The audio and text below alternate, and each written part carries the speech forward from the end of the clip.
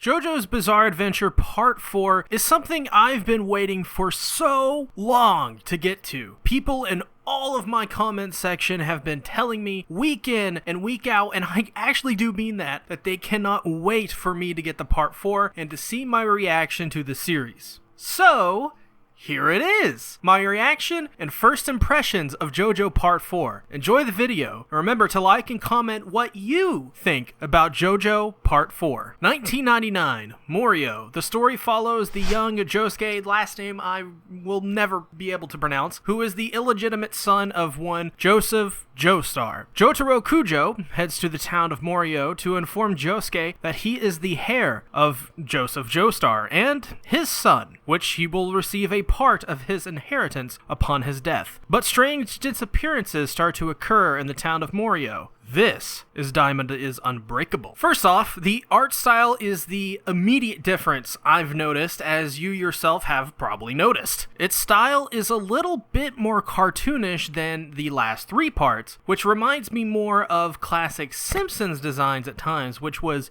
very weird, as I wasn't expected to be reminded of The Simpsons watching JoJo's Bizarre Adventure. Based off Stardust Crusaders' browns and greens, Part 4 looks unlike any other JoJo that's come before it. Even Part 1 and Part 2 being a very unique show in of itself, this series is set in a small town, which is something JoJo hasn't really explored as a setting, which allows the backgrounds to be more different than ever before. And different they are. Most of the scenery is neighborhoods and what's inside of those buildings. But even then, this series still finds a way to have unique scenery when, in the first episodes, the main setting is an abandoned house in the middle of their neighborhood. This is where we are introduced to Okuyasu as well, who becomes Josuke's friend. Which, speaking of the characters, the backgrounds aren't the only thing which gets a new coat of paint. The characters have a different style than seen in Stardust Crusaders.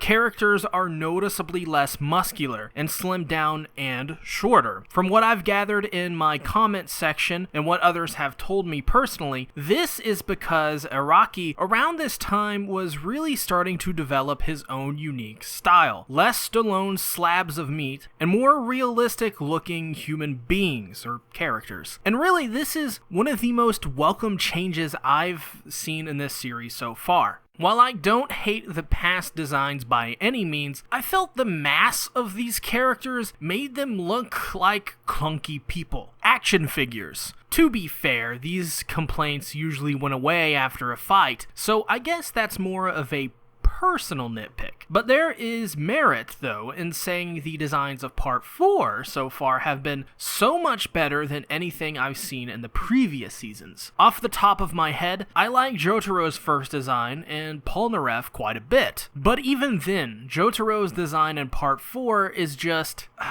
it's so much better. It's like they took a character design that was already really good and just made it better in almost every way, which I didn't even think was possible. Jotaro in this series is already one of my favorite characters, and that has a lot to do with his newer design, which makes him look just so damn cool. The change of black to white just completely refreshed his look, and with characters in general slimming down, it makes Jotaro look so unique, as he's still like 195 centimeters of just this massive beast of a man. There is a reason I've spent this much time in a first impressions video on the art and designs. It's because it really is something that this season of JoJo just came out of nowhere with. I did not expect such a heavy art style change coming off of Stardust Crusaders, and not only a change, but one as good as this one was. This just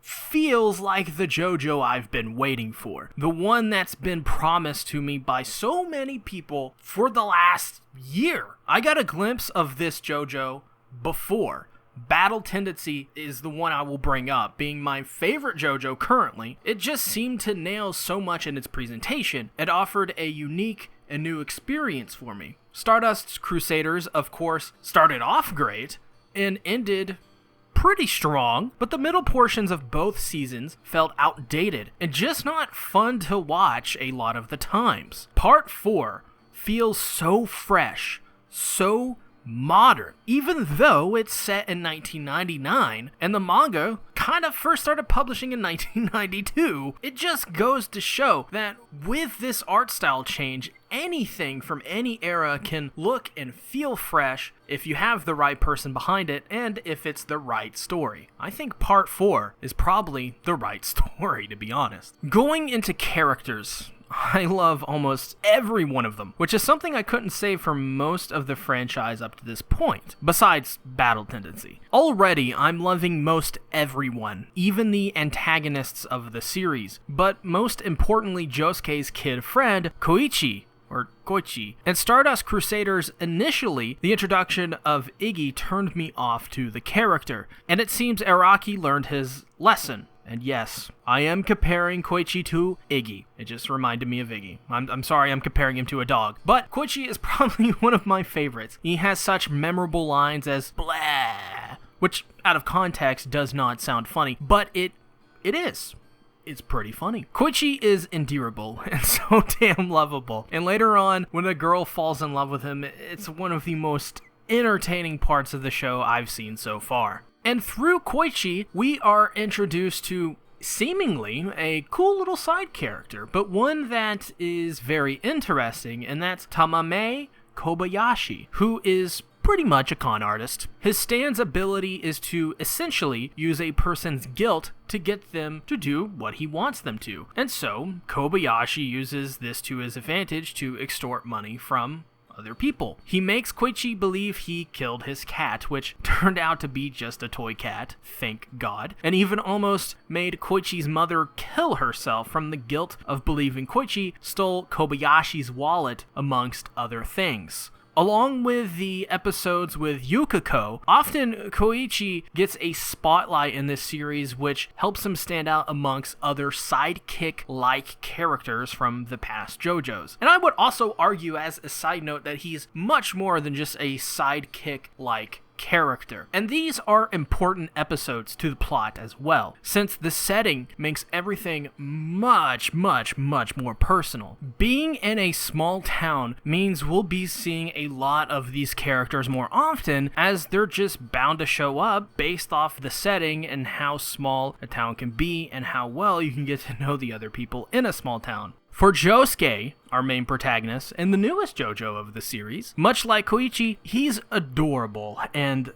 absolutely lovable. Some of the best part about Josuke is his facial reactions, which are hilarious and on point, must I say. Other than that, Josuke is the illegitimate son of Joseph Joestar through an affair Joseph had with a woman. So now that Joseph is almost an 80-year-old man, Jotaro has come to tell Josuke that he has inherited a part of Joseph's inheritance. His stand also has the ability to heal anything it touches or destroys, or simply make the ingredients in spaghetti return to their original forms. Which, by the way, I've only gotten to episode 10, and episode 10 is awesome. And Josuke is able to demonstrate what his stand can do pretty well when he impels his own mother to capture an enemy stand that made its way into her stomach. He was able to do it in a split second and left her with nothing but not even a scratch, which is another thing. He can disfigure and infuse his enemies into other objects. As an example, he makes a bully ugly by literally rearranging his face with just a punch. And with an enemy, he fuses into a rock, which is a very memorable moment. Josuke, he's pretty awesome.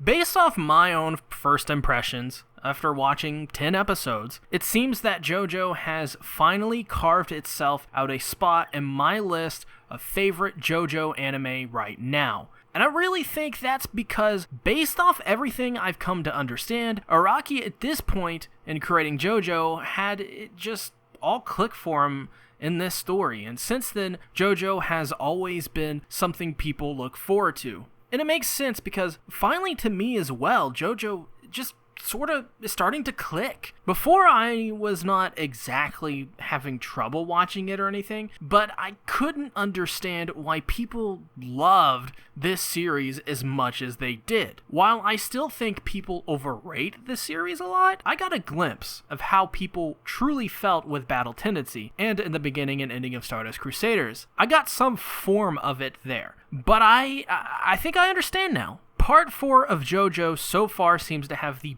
best characters in any Jojo series I've seen to date. Josuke already is a fantastic Jojo character. His stand ability is really unique and stands out, and it's fun to see him punch stuff with it and restore itself to its original form. Episode 10 as well shows how creative Araki can get with his stands, and even subvert your own expectations of how you think a JoJo episode or storyline would go. That episode in particular demonstrated to me that Araki is incredibly self-aware and really loves what he's doing, which I think is one of the main reasons as to why JoJo is so damn great. It's just a guy making what he wants to make with nobody telling him what he can and can't do in terms of creating JoJo. And that's awesome to see these days, because you have these other mangaka out there like Akira Toriyama, one of my favorites, who at times it just feels like he's doing something just because of his legacy and name,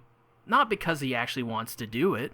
For example, we rarely see a video game come out with a taglines like characters designed by Akira Toriyama or character designs by Araki. The man continues to seemingly reinvent himself while retaining what makes him him, all the while loving every second of what he does. That's commendable to me. That's something very important. And yeah, sure, I still have complaints about the series. I'm not a fan of animals being killed right in front of my face so often. But honestly, that's the only complaint I have of Part 4 so far. Without Battle Tendency in the mix, this is the best JoJo for me right now. But I'm going to hold off final judgment until I actually finish this JoJo. But I will say this. I love this one. This is the one I think I've been waiting for. I can't wait to get through its 39 episodes. I've only been through 10. I can't wait to get through the rest. And with that being said, click the like button, comment down below what are your thoughts on JoJo Part 4, and as well as subscribe and ring the bell and know that I have a Patreon where on the $1 tier and above you can get access to tons of stuff. In fact, everything on my Patreon. I'll see you guys later. Bye-bye.